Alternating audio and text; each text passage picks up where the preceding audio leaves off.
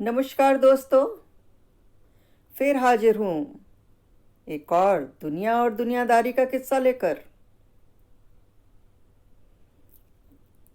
वह एक काम वाली थी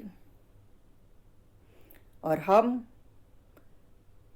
औरतों को काम वालियों की बहुत ज़रूरत होती है। हस्बैंड 2 दिन घर ना आए चलेगा, लेकिन सुबह की गई काम वाली शाम को ना लौटे और शाम को गई सुबह को न लौटे तो जान दुक्पुका जाती है। काम वाली छुट्टी मांग ले तो पसीना छूटने लगता है, लेकिन ऐसे में ही यदि कोई फुटकर काम वाली मिल जाए तो लगता है जैसे भगवान मिल गए। रानी एक फुटकर काम वाली थी। मैं पड़ोस में उसका समय पर आना और समय पर जाना देखती थी। मुझे यह बात बहुत अच्छी लगती थी। मैंने 1-2 बार उससे बात की और बुला लिया। वह आते ही पैर पकड़कर बैठ जाती थी। भाभी जी, जब भी ज़रूरत हो हम ही से काम कराइए। ठीक है भाई, अंधे को क्या चाहिए, 2 आंखें। मेरी काम वाली जब भी छुट्टी पर गई मैंने उसे बुलाया,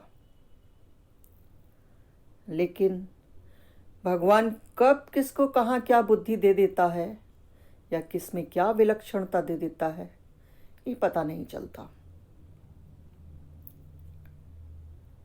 वह मेरे पास काम करने आई थी और जैसी उसकी आदत थी पैर पकड़कर बैठ गई। दबा देती हूँ, मैंने कहा ज़रूरत नहीं है, फिर भी वह पैर पकड़े बैठी रही। अचानक उसके फ़ोन पर एक फ़ोन आया। जो भी कोई उस तरफ से बोल रही थी वे कह रही थी जल्दी आओ, सुनाई दे रहा था। वह चिल्ला कर बोली, नहीं आऊंगी, आप मुझे परेशान करती हैं। इतनी बार फ़ोन करेंगी तो कैसे आऊंगी, मेरी तबीयत ठीक नहीं है, मुझे बुखार चढ़ा है।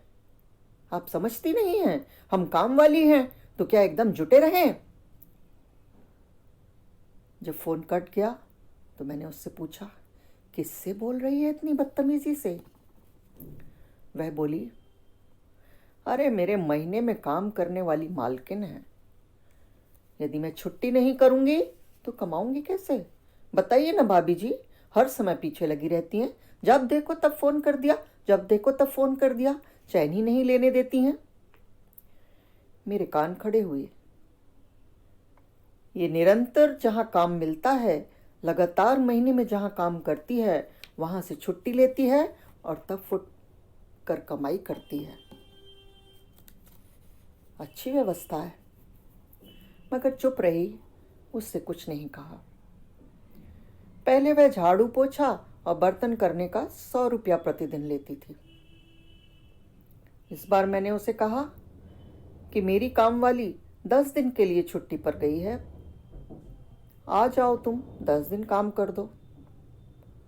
उसने देखा काम वाली 10 दिन छुट्टी पर गई है तो वह बोली, पहले 100 लेती थी लेकिन अब 150 रुपया प्रतिदिन लूंगी। कुछ कहा सुनी, काम वाली और काम कराने वाली में होती ही रहती है। थोड़ी देर बाद मुझे ही तैयार होना था और मैं तैयार हो गई।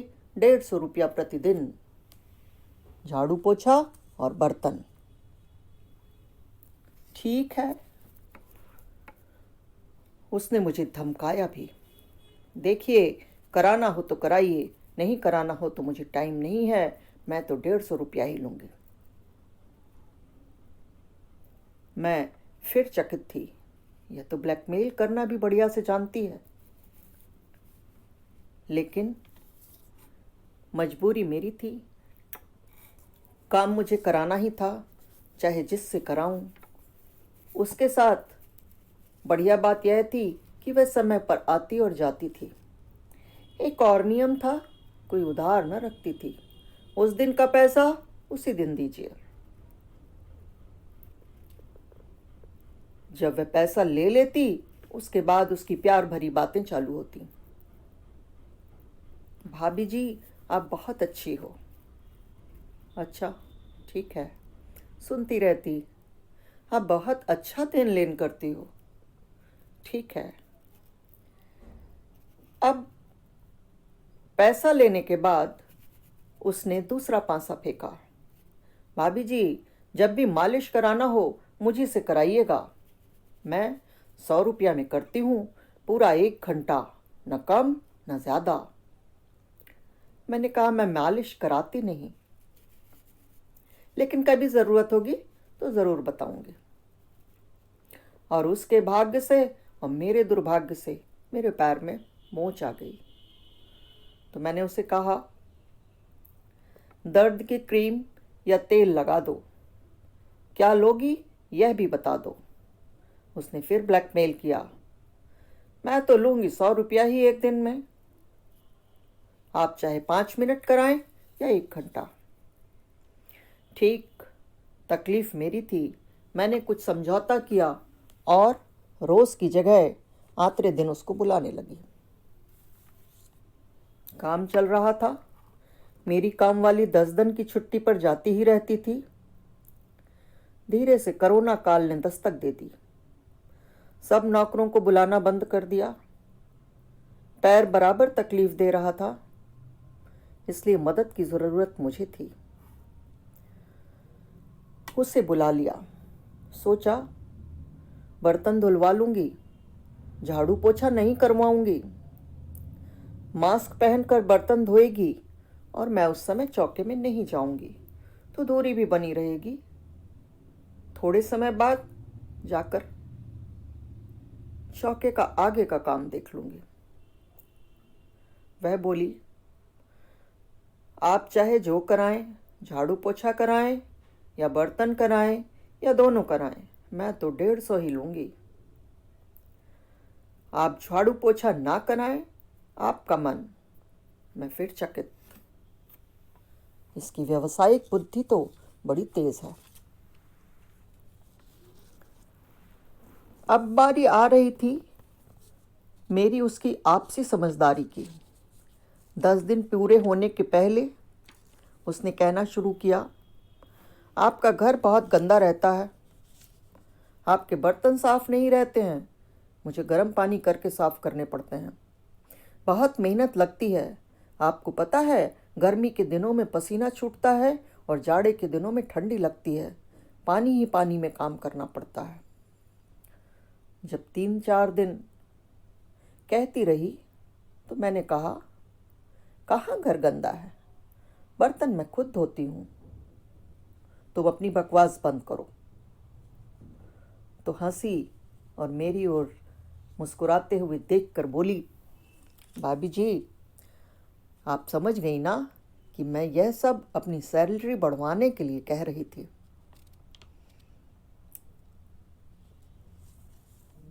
मुझे लगा यह कितनी प्लानिंग करके चलती है। ऐसी प्लानिंग तो शायद मैं भी कभी अपने काम में नहीं करती। सब काम करने वालियों को मैं चाय और खाना ज़रूर पूछती थी। मुझे ऐसा लगता था इनका पेट भरा रहेगा तो काम में मन लगेगा। मैंने उसे भी पूछा। वह बोली, दे दीजिए, पहले खाऊंगी फिर काम करूंगी, बड़ी जोर भूख लगी है। कभी कभी रॉ में आती तो बताने लगती, मैं घर में खाना नहीं बनाती। शाम वाली जो काम करवाती हैं उनसे मैंने कहलवा लिया है कि मुझे खाना दीजिए, उससे मेरा रात का काम चल जाता है। दिन में तो सबके घर कुछ ना कुछ मिल ही जाता है, पेट भर जाता है भाभी जी। और नहाना धोना आंटी जी के घर कर लेती हूँ, उनकी मालिश करना पड़ती है, उन्हें स्पंज करना पड़ता है। पैरालिसिस हुआ है ना, इसलिए बिस्तर पर ही रहती हैं, तो मेरा सब कुछ तो उनके यहाँ ही निबट जाता है। मन ही मन मैंने सोचा, इतनी व्यवस्था, पूरी तरह से यह तो अच्छी खासी बचत कर रही होगी। 10 दिन पूरे होने के पहले उसने कहना फिर शुरू किया, भाभी जी, अगली बार काम कराएंगी तो मैं पैसा बढ़ाऊंगी, मैंने कहा ठीक है, जब काम कराऊंगी तब मैं सोचूंगी। और मुझे यह लग रहा था कि यह फुटकर काम क्यों करती है। उसका अनुभव मुझे हो रहा था कि यह किस तरीके से अपनी सारी चीज़ दूसरों के घरों में ठेल देती है। एक बार मैंने उसे गंदा देखकर कहा था, जाओ यहीं पर नहा लो। उसने गीज़र खोलकर नहाया। आधे घंटे बाद बाहर निकली। हर बोतल से कुछ न कुछ लगा लिया था। बड़ी सुगंध दे रही थी। मजाक के लिए मैंने कहा कि सिर का साबुन तूने बदन में लगा लिया, अब तेरे हाथ पैर में जटाजूट उगेगा। वह बोली, मुझे अंग्रेजी आती है भाभी जी। स्वीट भाभी जी, हेयर माने बाल, स्किन माने बदन। मैंने जो भी लगाया है पढ़ के लगाया है। मैंने अपने माथा ठोका। एक कटोरे में उबटन रखा हुआ था। देखा उसके पूरे मुंह में पीला पीला पुता हुआ है। मुझे कह रही थी, मैं सुंदर लग रही हूं ना। मैंने कहा हाँ। और क्या कहती। मैं कुछ समय से बराबर उसको समझने की कोशिश कर रही थी, लेकिन काम मुझे बहुत सारे होते थे, इसलिए उधर ध्यान ज़्यादा न दे पाती थी। एक दिन मैंने हार्डवेयर की दुकान से कुछ मंगाने के लिए फ़ोन किया। फ़ोन रखते ही वह चौकन्नी थी और बोली, मेरा बॉयफ्रेंड है भाभी जी, उसकी हार्डवेयर की दुकान है, उसे ऑर्डर दीजिए ना, कुछ कमा लेगा, मेरा भी फ़ायदा होगा। मैं फिर चकित। यह तो अवसर पकड़ती है, छोड़ती नहीं है। अवसर दिखा नहीं कि इसने पकड़ा नहीं। और ऐसी व्यवस्था है कि खाना बाहर है, बॉयफ्रेंड भी है, रोज़ काम वाली को झिड़कती है और फुटकर में पैसा कमाती है, क्योंकि एक दो दिन नागा करने का पैसा कोई काटता नहीं है और फुटकर में पैसा ज़्यादा मिलता है। अब मैं उसे अच्छी तरह से समझने लगी थी, इसलिए सोच रही थी क्या करना चाहिए, क्योंकि 10 दिन पूरे होने वाले थे, उसके जाने का समय था। वह बोली, पोस्ट ऑफिस जाऊंगी भाभी जी। मैंने पूछ लिया, अरे क्या करेगी इतने पैसे का। बोली, लड़का बच्चा बुढ़ापे में पूछेगा नहीं यदि पैसा नहीं जमा करूंगी तो। हर माह 7,000 रुपया जमा करती हूँ। तभी ना, सबको पता है कि मेरे पास पैसा है, हर कोई मेरे साथ रहना चाहता है, लेकिन मैं किसी को बुलाती नहीं। जाते जाते वह फिर बोली, आपकी काम वाली फिर नहीं आए तो बुलाइएगा। उसका प्रोफेशनलिज्म देखकर मैं चकित थी। क्या व्यावसायिक बुद्धि पाई है।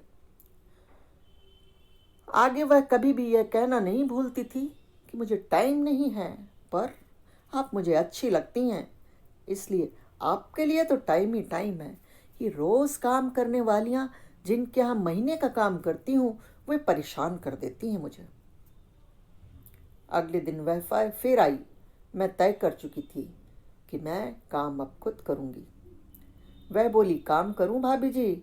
मैंने कहा, तुम्हें क्या लगता है, तुम बहुत व्यस्त हो, तुम्हारे पास टाइम नहीं है, ऐसे में मैं तुम्हारे ऊपर कैसे दबाव बनाऊं कि तुम काम करो। अरे नहीं भाभी जी, आपके लिए तो टाइम ही टाइम है, लेकिन मुझे फिर बुलाइएगा। मुझे पता है कि आपकी काम वाली आ गई है, इसलिए आप ऐसा कह रही हैं। मैं भी यह बात जानती थी कि ज़रूरत मुझे ही पड़ेगी। उसके पास बहुत काम है और टाइम सचमुच नहीं है।